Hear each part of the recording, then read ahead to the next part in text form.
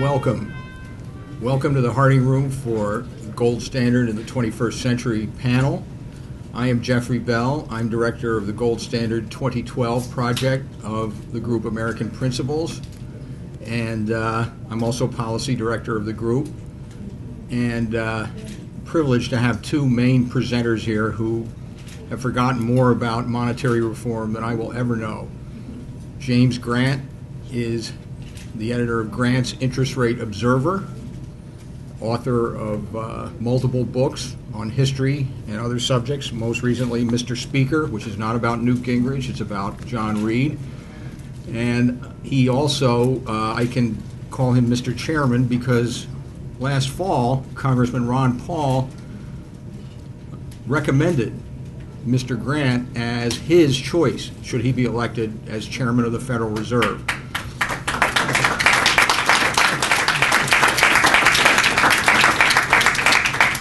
Mr. Grant is also co-chairman, along with Lou Lehrman, who would have liked to be here but cannot be here, of the putative new gold commission that was announced by Speaker Newt Gingrich in January.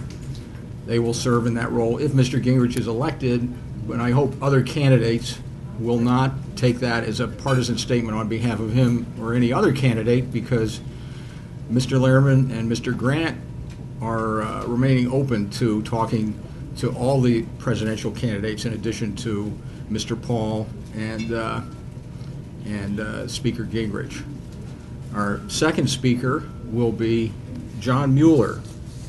John Mueller, during most of the time that Jack Kemp was changing the world as a congressman from Western New York, John was his chief economist. And during the period when Jack Kemp was chairman of the House Republican Conference, John, in fact, was the chief economist of the entire House Republican caucus at a time when that caucus made an enormous difference in the history of this country and the world in the supply-side revolution. John is presently the Lehrman Institute Fellow in Economics at the Ethics and Public Policy Center, where he also directs the Economics and Ethics program. His most recent book is Redeeming Economics. I will start with Jim Grant. Well, Jeffrey, thank you, and good afternoon. Am I audible? And if so, is that a good thing? Okay. Closer. It's always better to know at the beginning of a presentation than at the end. Just last week, the former president of Harvard University, Larry Summers, was at the 92nd Street Y in New York City, and he was interviewed on the topics of economics and finance, and he was asked about the gold standard, and he pulled back in mock fright and said, "The gold standard, that is the creationism of economics." I think he took that to be a bad thing. My first thought was that quantitative easing is a witchcraft.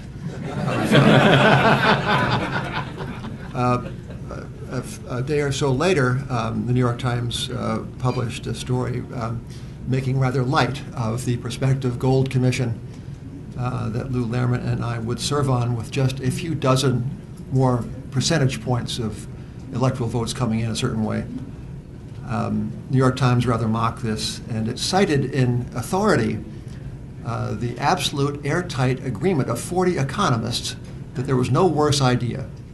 Now, ladies and gentlemen, I submit to you that if 40 economists said today was Thursday, you should check the calendar. So Jeff and John and I are in the happy position of advocating an improvement which the powers that be disapprove of. There's no lovelier place in life to be as an advocate than that of a good cause which is roundly opposed by the establishment. I would like to begin my essay in persuasion by meeting head-on the typical objection that one hears to this idea that gold ought to be the money of the United States, that we should embrace once more the ideas of the founders that we should not forget Alexander Hamilton, that we ought to obey the precepts of sound money and common sense alike, and restore something like predictability and objectivity in our monetary affairs. What one hears is that we are talking history, we're talking obsolescence. So we don't want to go back to the sextant. We rather like the GPS. We don't want the slide rule. We prefer the iPad, and on and on. We don't like cutthroat razors so much. We would like the Gillette disposable will do. So what we are advocating in the Harding Room is a system of monetary affairs that dates back really to the Harding regime. I submit to you that there is a paradox in the idea of anachronism. I submit to you that what is anachronistic is the present regime of command and control. What we have today is a system in which a committee of government employees consulting their computers and poring over clouds of perfumed differential equations, this committee imposes on the marketplace a certain rate of interest. It calls it the federal funds rate. That is imposed from on high. The same committee, through a vote, through consensus, agrees to purchase a given number of hundreds of billions of dollars worth of mortgages or of Treasury securities in the interest of affecting a certain outcome in employment or inflation or both at the same time. The same committee, these well-intended people, having signally failed to anticipate the desperate troubles of 2008 and 9. This is the system we have, and it is such a curious system. It is such a throwback to, for example, the age before collaborative media. What is more 21st century than a collaborative social network, otherwise known as a market, otherwise known as the gold standard in terms of monetary affairs?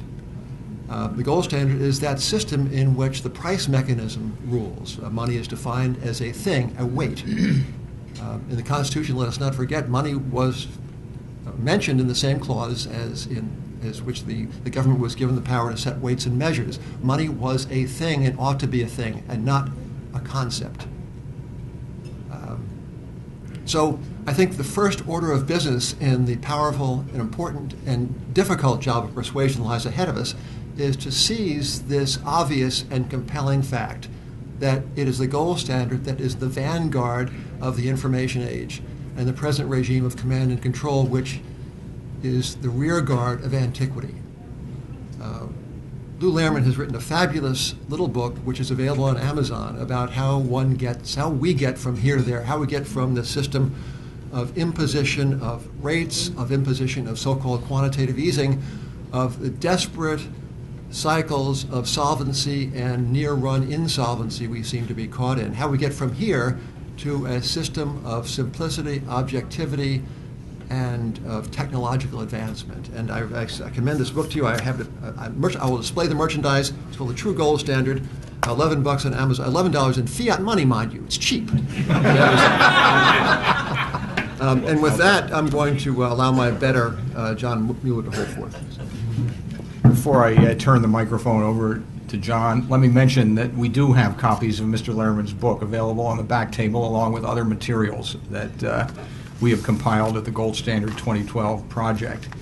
I'd also, before I turn it over to John, like to read a letter from Lou Lehrman, who we invited to be here but could not be here and was very regretful that he could not make it. I do regret that I'm unable to participate as planned in this panel discussion, especially because I did look forward to meeting each of you personally. I'm preparing for hip replacement surgery, otherwise I would be with you. Thanks to some of you, the struggle for financial order, sound money, and the restoration of the constitutional monetary standard, a dollar defined in law as a weight of gold, will go on till victory.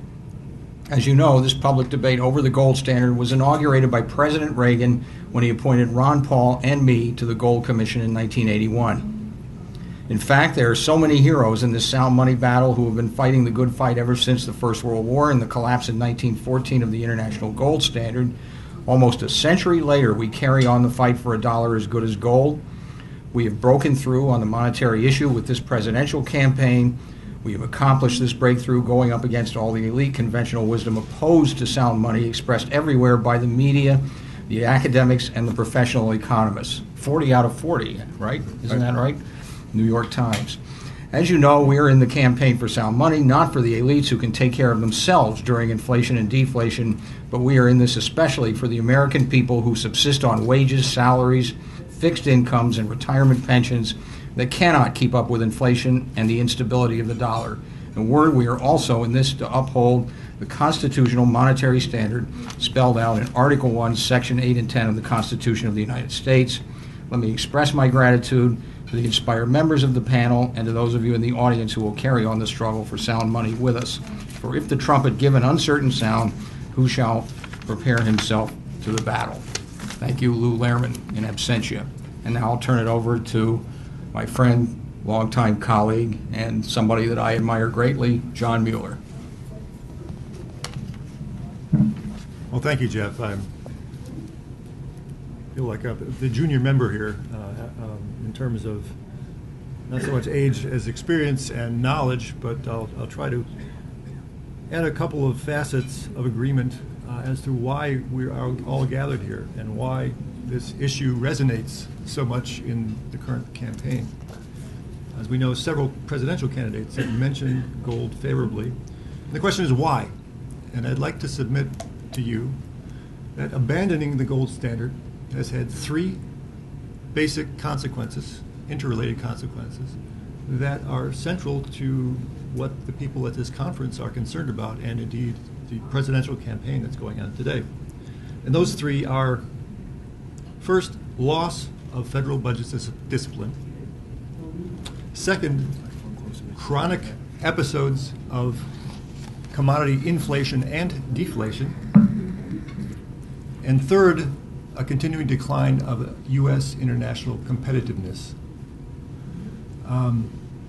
Both Jim Grant and Lou Lehrman mentioned the two articles of the Constitution,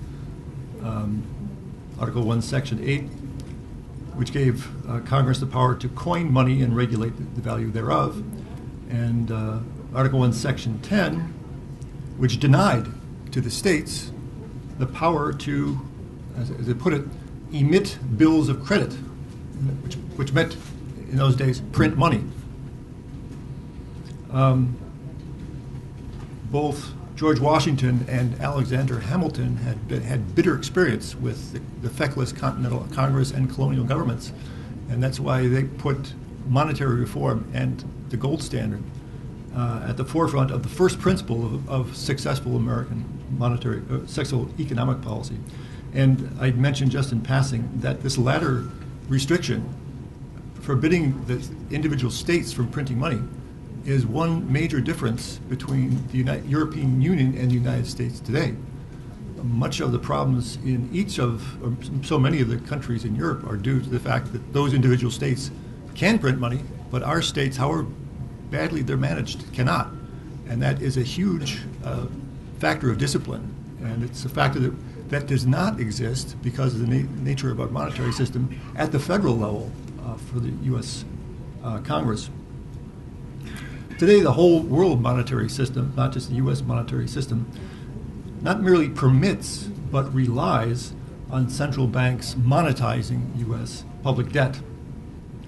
And the Congressional Budget Office has made long-term projections which build in continuing and growing deficits over time.